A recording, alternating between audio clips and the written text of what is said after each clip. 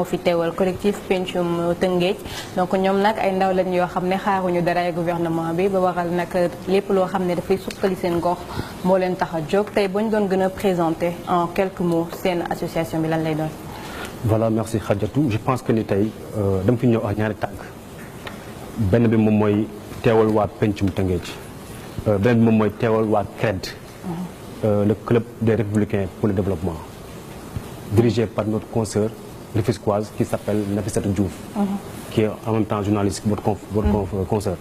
Je pense que tey li tax ñu ñëw c'est pour communiquer waxtaan ci benn événement bu am solo bi am suba le 9 septembre inchallah. mais balaa ñoo ñëw ci événement bi ñu gën a xam lekk ñu ñuy seetaan li nga xam ne moom mooy seen collectif bi. Ok, collectif Pencum Tëngéej c'est un mouvement de jeunes rufisquois, n'est-ce pas, qui sont issus de différentes communes de Rufisque et des départements. Donc li leen tax a jóg moom mooy suqali Tëngéej et pour ça dañu gis ne la jeunesse moom mooy la sève nourricière du développement. Et pour loolu nag pour ñu matérialiser loolu il faut que ñu indi ay propositions parce que aussi quoi qu'on puisse dire nous avons au niveau local des élus mais à eux seuls ils ne peuvent pas tout faire. Il faut les épauler. Il faut les proposer des solutions. Loolu moo tax a jóg mouvement bi. Donc à côté des élus, à côté des autorités, comment nous en tant que jeunes on peut apporter notre pierre à l'édifice pour construire notre cité, pour construire un Rufisque nouveau. D'accord. boo nee ay solutions ça veut dire que décréter ngeen li nga xam ne moom mooy problème yi d'abord mu ñu ñëwaat ci problème yi nga xam ne moom la ñuy jànkonteel foofu ci Rufisque rawatina jeunes yi ak femmes yi puisque ñoom ñooy base du développement. Donc le problème des jeunes à Rufisque c'est le problème des jeunes du Sénégal. C'est le problème du chômage. Donc il y a beaucoup de diplômés à Rufisque, mais qui ont des problèmes pour trouver un emploi. Le problème des femmes également, c'est le problème d'organisation. Comment les organiser pour les créer des financements. Waaw, donc le mooy aussi problème mu femmes yi. Je pense que c'est moom mooy problème waa Tëngéej ak waa Sénégal si boppam. Donc ndaw yi Tëngéej am nañu ay problème mu liggéey. Je pense que loolu aussi suñu combat la. Ensemble ñu xool naka lañuy def pour proposer aux autorités des solutions pour ñu apporter effectivement donc saafara ci loolu noonu. Puisque identifier ngeen problème yi donc solution yi war nañ taxaw sur la table yan solution ngeen di proposer autorités yi surtout ci wàllum chômage bi. Bon ci wàllum chômage bi je pense que ni tey la municipalité de Rufisque. dirigée par le maire Daouda Niang ñoom dañu nekkoon di liggéey en collaboration avec waaw FONGIP je pense FONGIP fonds de garantie bon pour indi ay saafara. ci wàllum emploi des jeunes. Donc si leen indi woon benn fonds au niveau local buy permettre ñu financement mais je pense que ni ba léegi nii amaguñu benn suite par rapport à ça.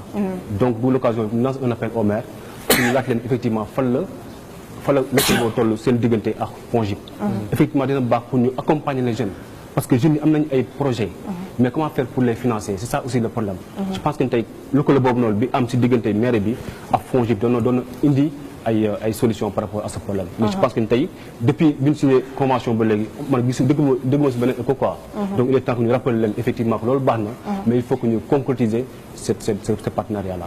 Partenariat bi ngeen def ci côté jeunes yi parce que c'est vrai jeunes yi am nañ ay progrès ay projets yu bëri jëm ci wàllum développement mais en général li pose problème pour ñu financer leen mooy ni ñuy tëralee projet bi c'est-à-dire tëralee bi proposition de projet bi en général day am ay failles du doon loo xam ne peut-être bailleur bi dina ci gis boppam ba mën a financer yooyu les projets est-ce que yéen a ngi sensibiliser jeunes yi ci comment écrire un projet bu jaar yoon ak ni mel. Donc da nga sax mi sama lanc. Je pense que ni tey le mouvement mu ngi si indi ay jéego. Bon en dépit da nga xamante ne moom mooy ANPEJ li muy def di jéem a former les jeunes ñun aussi au niveau local nous travaillons en partenariat avec benn structure bi ñuy wax Take Up Rufisque Take Up. Dirigé par Alexandre Gouberlet. Ñoom seen liggéey c'est le numérique mais dañuy xool actuellement. Dans le cadre de l'activité ñi nga xamante ne moom lañ déroulé naka lay def pour accompagner les jeunes de Rufisque encadrer leen pour ñu trouver leen vraiment ay tegal leen ay projets comment faire pour planifier. Comment faire pour teg projet parce que aussi effectivement wax dëgg. Projet mu nga am idée de projet mais comment faire pour matérialiser l'idée c'est ça aussi le problème mais pour loolu il faut que ñu former leen. Former leen donc dans comment faire un projet boo amee idée du projet comment faire pour exécuter effectivement ce projet. Je pense que tey avec Rufisque Take Up dinañ indi ay solutions par rapport à ça former les jeunes ñu mën permettre ñu am ay idées. de mettre en œuvre un projet nga xamante ne képp ku mu présenté di nga am xalaat pour financer ko effectivement je pense que loolu suñu combat la te incha allah dinañ si indi ay jéego yu am solo si suñu activité. ma song journée bi wala ma bàyyi leen ñu def tour de table. Khadija je crois que ni lii muy waxtaanee tey am na solo parce que tey boo xoolee jeunes yu bëri loolu mooy seen problème naka la ñuy def pour toog autour d'une table pour xool lan moo leen di jëmale kanam sans pour autant ñu xaar ndimbalu autorités yi. maintenant man bu ma doon ñëw un peu ci li nga xamante ne moom mooy seen association boobule damay ñëw ci naka ngeen di def par exemple ndax am ngeen ay journée yu nga xam ne en dehors de lu mag li ngeen di waajal. est-ce que semaine bu jot di ngeen daje pour toog ngeen am li nga xam ne moom mooy planning bu ngeen di tëral soit benn yoon par weer ñaar yoon par weer benn yoon par semaine et cetera pour dajale ndaw ñi est-ce que tamit am ngeen yeneen activités yu nga xam ne yéen a ngi koy doxal ci foofu. bon c'est un programme d'activité annuel chaque année da nga koy renouveler parce que bu ñu proposer c'est pas uniquement l'emploi mais c'est tous les secteurs vitaux de développement yi nga xamante ne c'est des secteurs yi nga xamante ne c'est décentralisé dañ koy indi benn par benn les 9 points de la décentralisation comment faire pour apporter des solutions dina laal santé dina laal éducation dina laal emploi des jeunes dina laal assainissement yeneen ak yeneen donc loolu noonu je pense que ni ñun dañuy fonctionner sur la base d'un programme annuel loolu noonu bu ñu ko tegee nag ba ne vraiment si année bi lii année lañuy def day topp programme boobu noonu à chaque fois nag dañuy xool comment faire pour apporter ay modifications yoo xam ne day innover effectivement suñu vision mais à chaque fois aussi ñu ngi à côté des jeunes di leen encadrer si bu dee élèves yi la donc lorsque leen jusqu'au niveau des vacances même pendant les vacances da leen di jàppale si seen i jàng di organiser ay cours de vacances pendant l'année scolaire ñu leen di encadrer également sur des cours de renforcement ak yeneen activités bokkale si également tey boo ne Tëngéej je pense que ne tey le problème majeur c'est quoi moom mooy problème assainissement ak insalubrité loolu noonu aussi ñun dañuy sumi suñu tubay suñu astafurlah takk suñu tubay laay wax sol suñu daal bu mu baax dugg si biir canal gi di curer les canaux di def ay propositions d'investissement humain au niveau du marché central au niveau du centre-ville feneen ak feneen je pense que loolu mooy suñu taxawaay tous les secteurs yi nga xamante ne ay secteurs vitaux lañ ñu fexe ba indi si ay jéego indi si ay solutions pour am satisfaction par rapport à suñu développement dëkk pour changer un peu xar kanu Tëngéej pour ñu bañ a toog ni Tëngéej dafa tilim wala Tëngéej dafa am problème assainissement problème emploi je pense que loolu aussi il faut que ñu am cette vision citoyenne maanaam le citoyen ni waa ñu doon citoyen ki nga xamante dafa toog di doon citoyen oisif il faut que ñu doon citoyen modèle et pour ça li gën a am solo mooy ñu doon ay acteurs de développement donc di contribuer di proposer des solutions je pense que ni loolu lay fexe ba indi le développement durable parce que aux autorités à elles seules elle ne peut pas tout faire je pense que aussi la population à côté am na si benn part de responsabilité donc loolu moo ñuy animé donc cette fibre de sentiment patriotique moo ñuy animé pour ñu à chaque fois donc depuis la création du mouvement en 2013 donc di proposer à chaque fois donc loolu la ñuy def je pense que ni si lañ nekk te duñ si mës a jóge incha allah voilà li ñuy expliqué depuis sànq dégg naa ci lu bëri wàllu engagement citoyen mu doon lu nga xamante ne lu ñuy saluer la parce que ci ay jamono dañu doon fexeen xool naka la ñuy def ba sensibiliser ndaw bu nekk mu xam lan mooy àqam ak yelleefam ci réewam bu ñu demee ba am ko sant yàlla la mais bu ñu waxee également ci activité citoyenne yooyu ngeen di wax bëgg nañu xam un peu li nga xamante ne moom moo di activité yi nga xamante ne da ngeen koy am couramment pour permettre peut-être jeune bi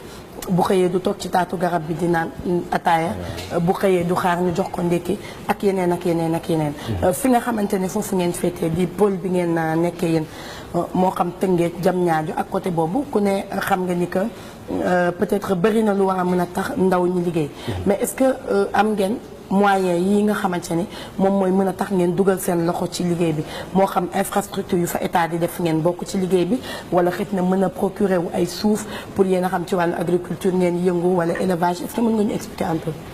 waaw loolu nag franchement xam naa da nga laal góom bi le problème majeur moom mooy le problème des investissements.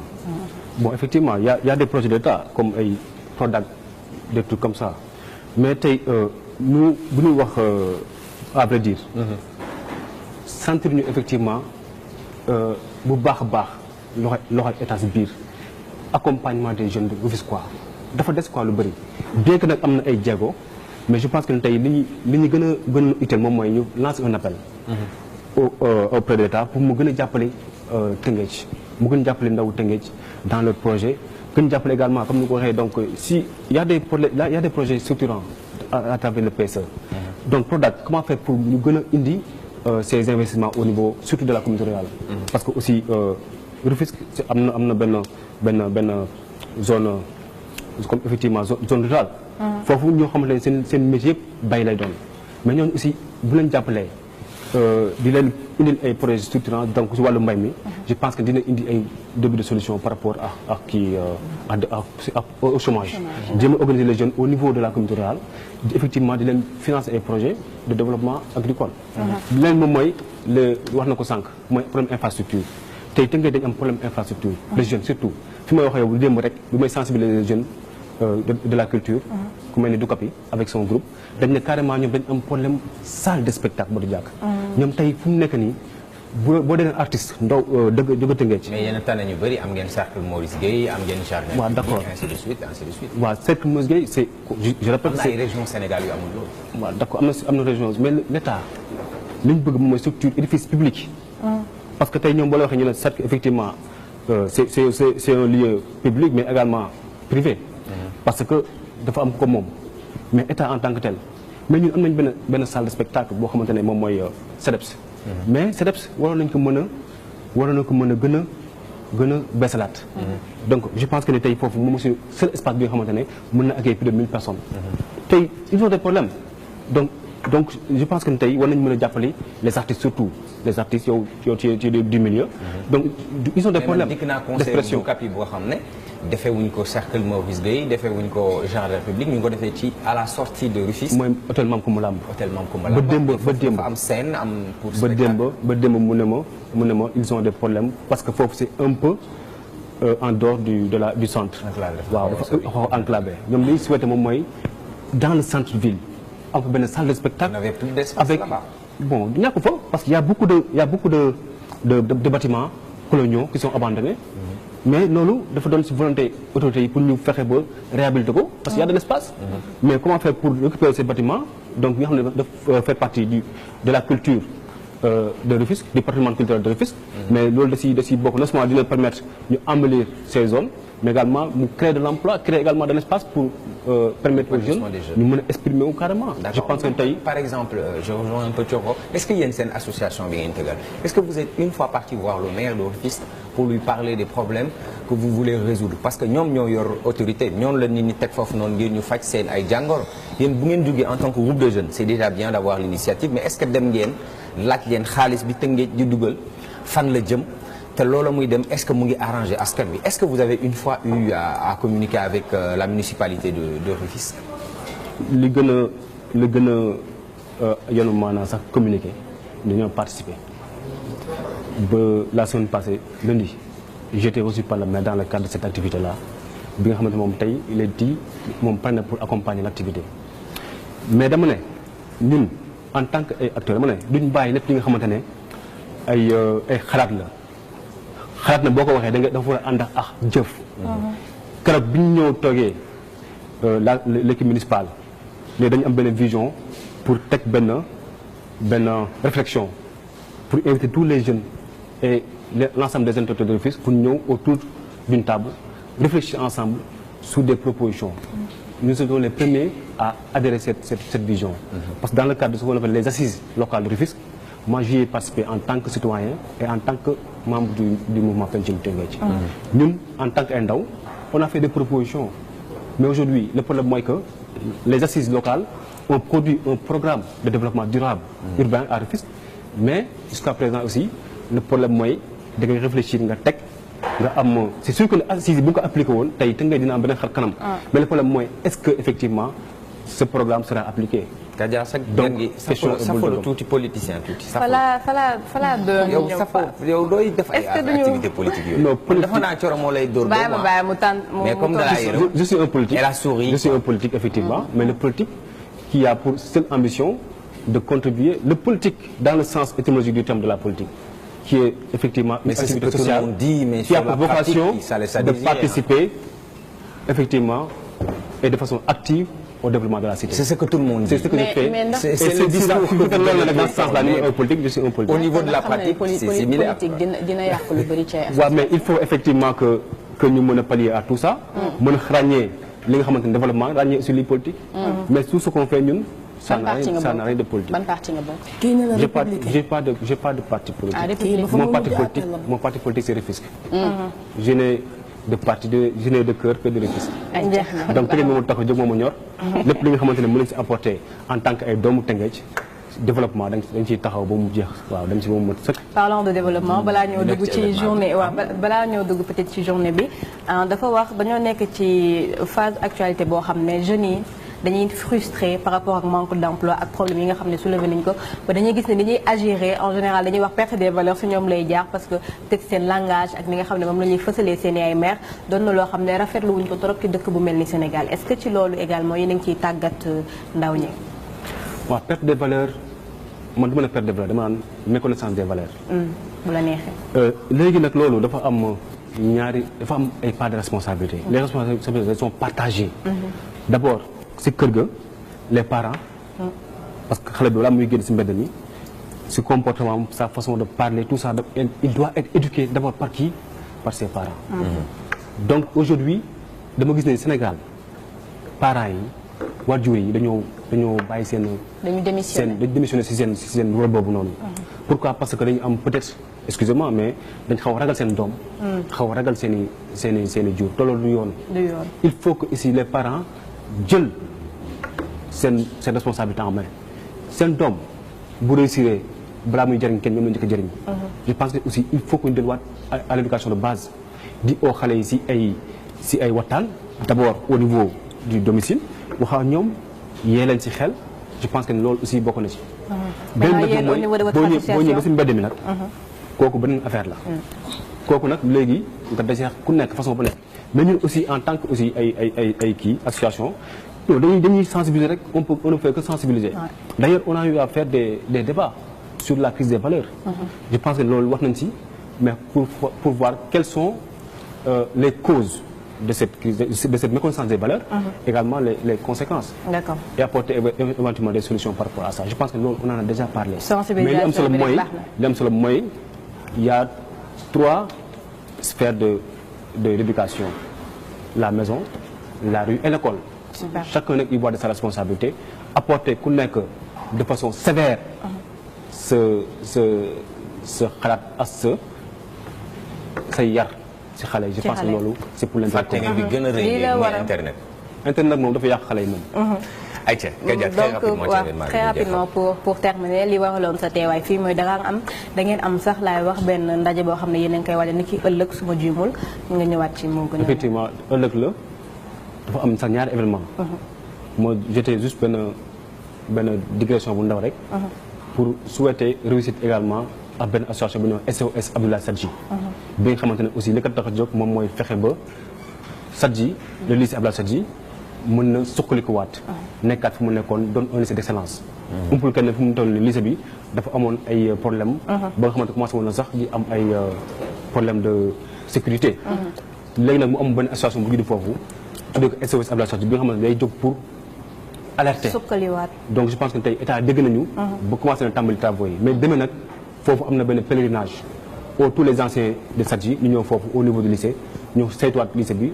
apporter suñu réflexion apporter suñuy touche par rapport au développement de ce lycée.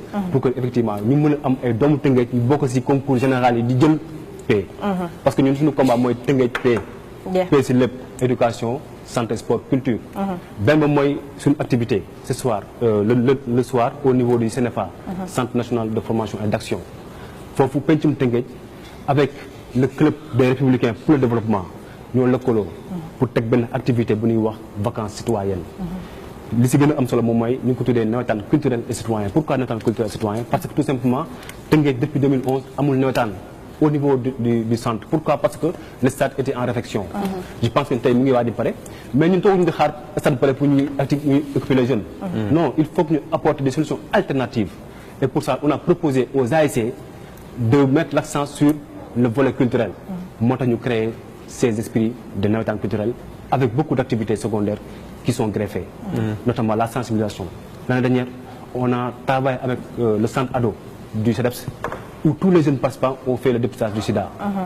On a fait des sensibilisations pour les maladies de l'hivernage, comme le paludisme. Et cette année, si les moyens nous le permettent, nous allons procéder dans chaque quartier participant jox leen ay jumtuwaay. surtout nag ay sànke pour ñu mën a aar seen bopp si wàllu sibiru bi. beneen moom mooy information la avec Rufisque Tech Up toutes les équipes qui ont participé à cette compétition dañu am droit à des formations en numérique. donc avec Alassane Gouberlet dans le cadre de la citoyenneté numérique.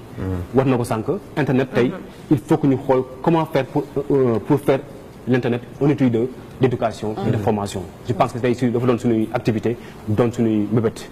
benn mooy fexe ba aussi lépp li nga xamante ne aussi ay sensibilisation la wàllum parce que aussi même si au niveau de la commune il y a pas de navétane au niveau de la commune rurale il y a des navétanes mais à chaque fois gis nañu ne navétane rime avec violence. maintenant comment faire pour sensibiliser les jeunes par rapport à ces violences là dañ si waslu àq. on a prévu également un match de gala mais cette fois c'est pas rappeur et mbalax mais c'est entre journalistes rufisquois et le mouvement Pencum Tëngéej pour un peu animer et éveiller les consciences par rapport à cette importance que revêt les navétanes. Afa Farafas.